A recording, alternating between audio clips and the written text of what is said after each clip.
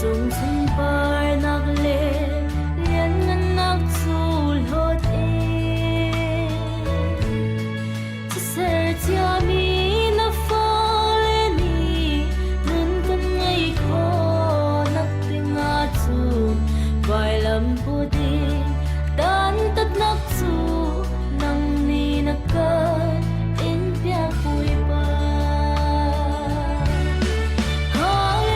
hallelujah van boy jisu namin sung chu thor si ko se kanun chung chu bui ba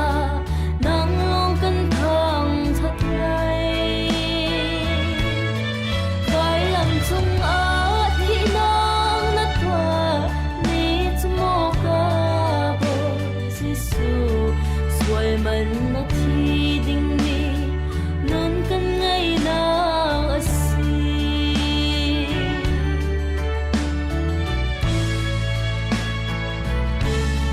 ya thei thit mi le thaba mi ni lom ngang an mu nak kasin ra u nan chi ri kan than lai na ti lom ra thai ban sang e nom mi an in fu i na ne ton na an chil la sa an hang hang lum lum na gi an khat ui pa hallelujah van boy jisu namin sung chu thor si ko se kanun chung chu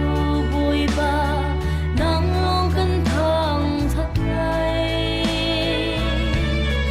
vai lam chung a thi nang na twa ni chu mo ka bo jisu suai man na thi ding ni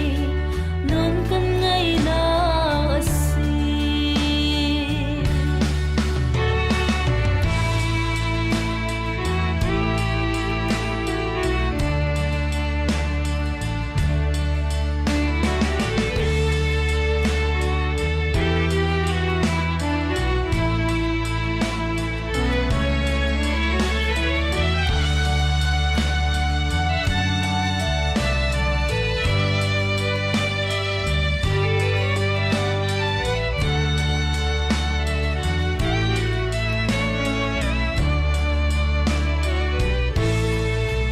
lâu mi sen ha le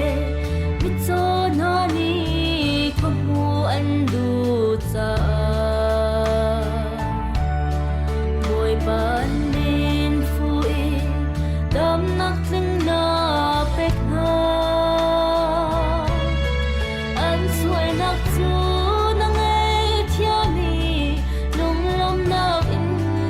anin thang that si boy ngan di si su na si kan kharan nak song na si